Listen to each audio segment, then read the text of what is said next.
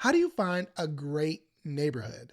Well, in today's episode, we're going to take a deep dive and answer that question, helping you find a great neighborhood for your first home.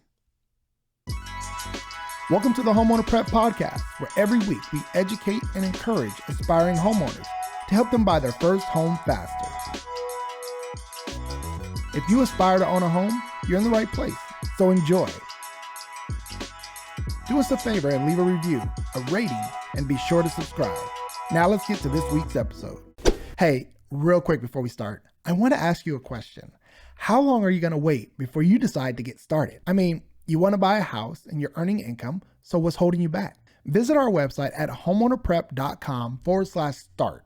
You can take an online assessment and set up a free 30-minute call, and we're going to put a plan together to help you get from where you are to where you truly want to be. So don't let fear hold you back from buying your first home. All right, now back to the episode. Hello and welcome to the Homeowner Prep podcast. I'm your host, Eric Halan. And on today's episode, we're going to take a deep dive. This is another topic that was requested by one of our listeners who wanted to know, what does it take to find a great neighborhood? And how do you know that it is a great neighborhood? And so we're going to answer that question. We're going to dive deep and tell you about a few things that you can look for to make sure that the area that you're buying your first home in is really a good neighborhood and will continue to be that way for years down the road. I know a lot of people, when they're looking at neighborhoods, they often say, well, what are the crime rates and what are the schools? And from there, they can make an informed decision as to if this is a great neighborhood for them. But there's a few other things that we'll tap into. But before we tap into some of the other things that you should look for, let's talk about the ones that everybody knows of: crime and school districts, right? The first thing is definitely crime. Crime will dictate if you live in a safe neighborhood, if the neighborhood is highly desired. And so you definitely want to know what the crime stats are for the area. Now, I always say this: do you know the crime stats in your own neighborhood where you live now? Because oftentimes we look at new neighborhoods and say, well, hey, they had this happen and they had a car break-in. And little did you know that just last night in your own neighborhood, there was a car break-in and there was some other crime that took place. So I would definitely suggest that you at least understand and know what the crime statistics are in the area that you live in before you're looking at new neighborhoods to compare to. You know, you want to have a good base point, because sometimes there's just crime going on all the time and you don't even know about it, even in your own neighborhood, even in your own backyard. And so you want to know that, hey, yes, there's crime going on. Where you live feels safe to you. And so you want to know where you're moving to, if it is a new neighborhood, what's going on there in comparison to where you already live. And I will say that about crime, because again, you know, there are things going on everywhere around the city, and especially in major metropolitan areas. So that is something to consider. Really compare apples to apples if you're going to look at crime. When it comes to crime, your real estate agent really won't have the information that you're looking for. And there's a reason for that. As real estate agents and real estate professionals, if you find out information about a community, you have to share. You're legally obligated to share that information with anybody that you know who's looking to buy or sell in that area. And so if an agent were to look up crime statistics for a particular neighborhood, they would then have to disclose that information to everybody who's thinking about moving in or out of that area. So that's why a lot of times your real estate agent won't have information about crime that's happening, and also won't have a lot of information about any type of like Megan's Law, which we have here in California, where, you know, child predators are on a list and they're listed and that's public information.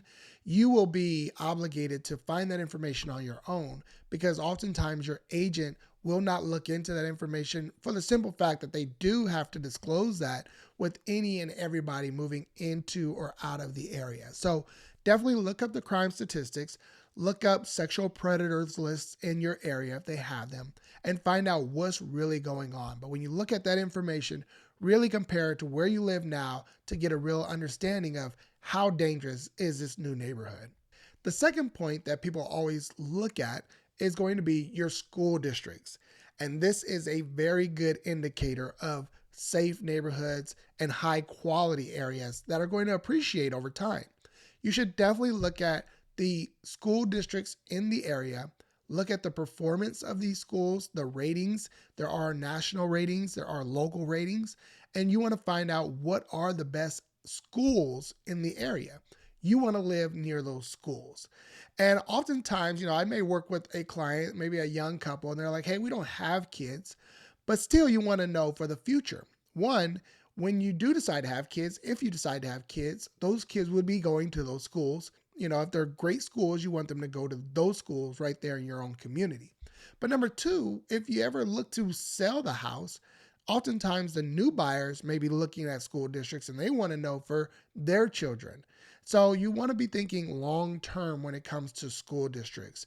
Not only how are they performing now, but what type of funding have they been receiving over the years to make sure that they continue to perform? You want to make sure that the schools are going to be taken care of long term, because that will help the appreciation of your home over time. So definitely take a look at the school districts. Again, even if you don't have kids, you should be looking at that information for the long term. If you decide to have children, or if you decide to sell and the new buyers are looking at great schools, you want to make sure that you're in a safe environment, safe neighborhood with great schools. The third thing to consider when you're looking for a great neighborhood is to actually talk to people in the community. Don't be shy. Even if you're out looking at homes in the area, if you come across a neighbor, talk to them. Ask them questions. How long have they lived there? What do they think of the area? Do they feel safe? Ask these questions of the people who live in the community. If there's a local coffee shop or if there's a grocery store and you're in the area, talk to neighbors and find out what they truly think about the area.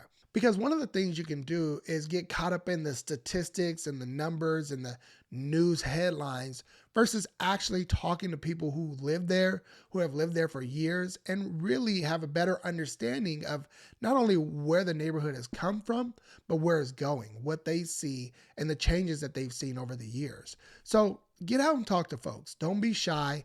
Talk to the neighbors. Like I said, if you're viewing homes with your agent and you come across a neighbor, the next door neighbor across the street, talk to them, ask them questions, try to get some insight from those who have been there long term.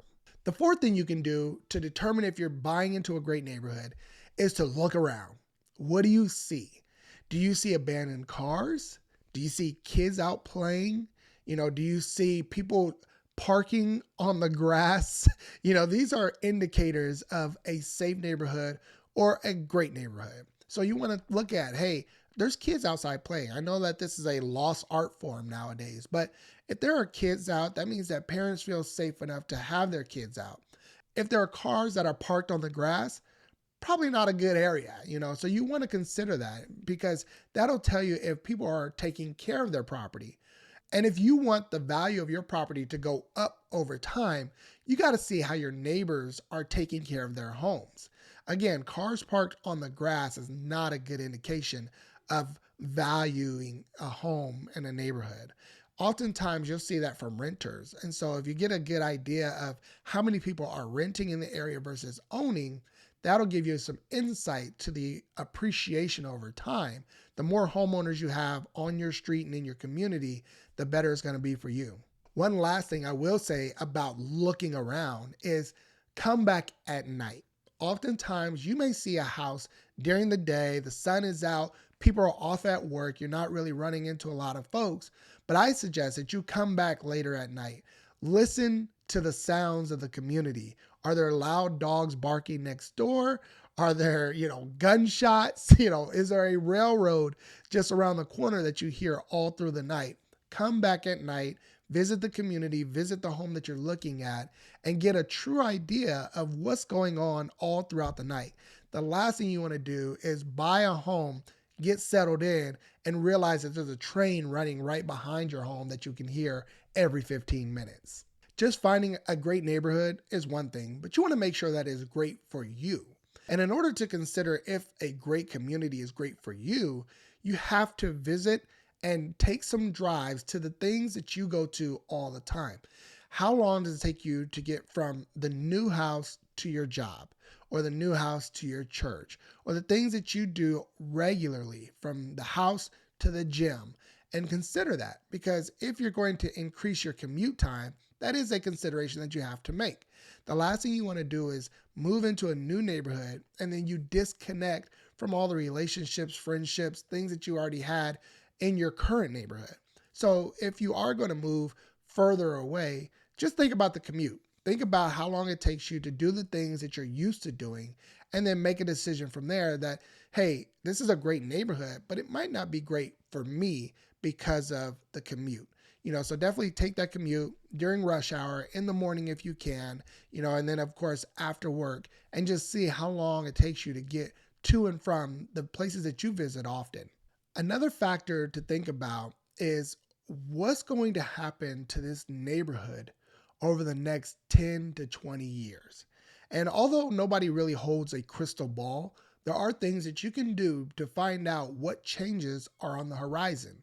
One of the things that I would say is connect with local city council that represents the area and go to a city planning meeting. I know this seems like a lot, especially when you're in the home search and you're looking at multiple homes. But if you're concentrating on a particular neighborhood and you're going to be there long term, then this is the information that you're going to want to have to think about what the future of that community will be.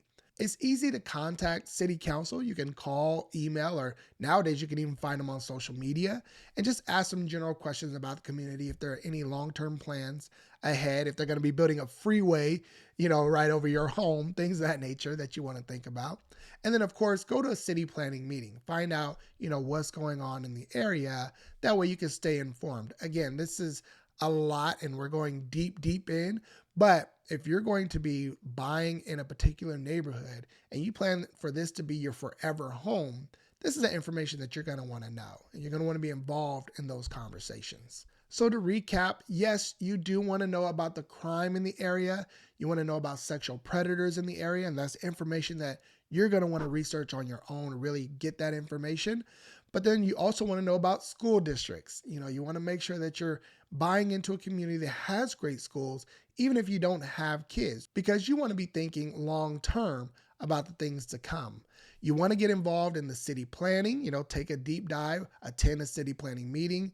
You want to talk to neighbors, definitely don't be shy, ask questions and figure out what's truly going on in the area.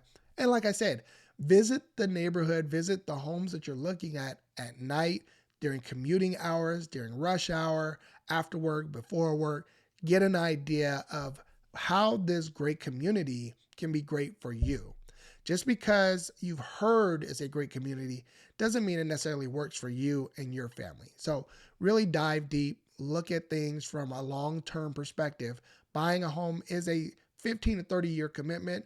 Even if you're not going to be there for 15 to 30 years, most people move every 7 years. So you will be there for some time, and you want to make sure that you're buying into not only a great community, but a great community for you.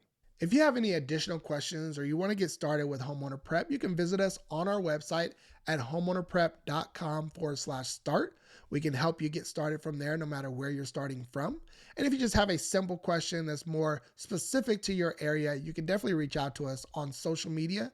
You can visit us on any social media platform, but we tend to get the majority of our questions on our Instagram channel at Homeowner Prep. So feel free to reach out to us there.